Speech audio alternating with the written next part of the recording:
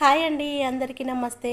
First వీడియోలో నేను దొర దగ్గరికి వెళ్ళి డబ్బులు అడుగుతాడు కదా, అప్పుడు దొర, అరే నువ్వు అప్పు ఎలా తీరుస్తావురా, నీ కొడుకును కూడా నా దగ్గర పనిలో పెట్టు అని చెప్పి దొర అంటూ ఉంటాడు కదా. మిగతా స్టోరీ ఇప్పుడు చెప్తున్నాను చూడండి. వీడియో మాత్రము చివరి వరకు చూడండి, చాలా ఇంట్రెస్టింగ్గా ఉంటుంది స్టోరీ మాత్రము. దొరని అప్పు అడుగుతాడు కదా, అప్పుడు దొర ఏమంటాడు, ఒరే నువ్వు అప్పు అయితే అడుగుతున్నావు కానీ అప్పు ఎలా తీరుస్తావురా మళ్ళీ అని చెప్పి అంటాడు.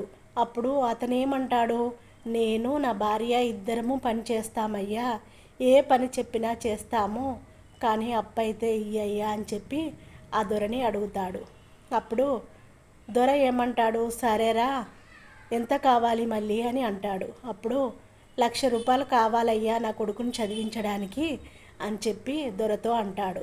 ఒరే 1,00,000 రూపాయలారా, 1,00,000 రూపాయలు అంటే చాలా ఎక్కువ అమౌంట్ కదరా అని చెప్పి అంటాడు.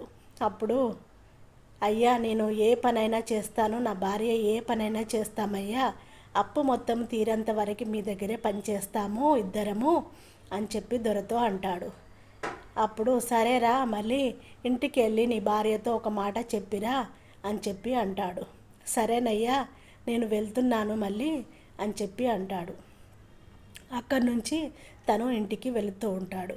అప్పుడు దొర వెనక్కి పిలిచి, ఒరేయ్ నువ్వు 1,00,000 రూపాయలు అప్పు అడిగావు కదా, కానీ 1,00,000 రూపాయలు నేను ఇస్తున్నాను, కానీ ఇచ్చినప్పుడు మీరిద్దరు పని చేసినా అప్పు తీరదురా, కానీ అప్పు తీరేంత వరకు ఇంకొక మాట, మీ దగ్గర 3 ఎకరాల భూమి ఉంది కదా, 3 ఎకరాలకు సంబంధించిన పేపర్లు నాకు తీసుకొచ్చి ఇవ్వు అని చెప్పి అంటాడు.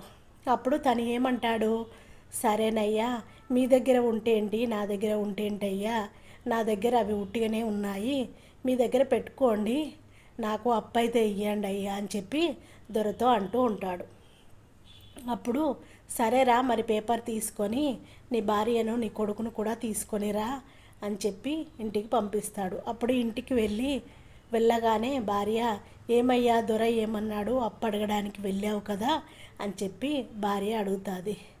అప్పుడు భార్యతో అంటూ ఉంటాడు, డబ్బులు ఇవ్వడానికి ఒప్పుకున్నాడు, 1,00,000 రూపాయలు ఇస్తానన్నాడు, కానీ భూమి పేపర్లు అడిగాడు అని చెప్పి భార్యతో అంటాడు. అప్పుడు భార్య అంటది,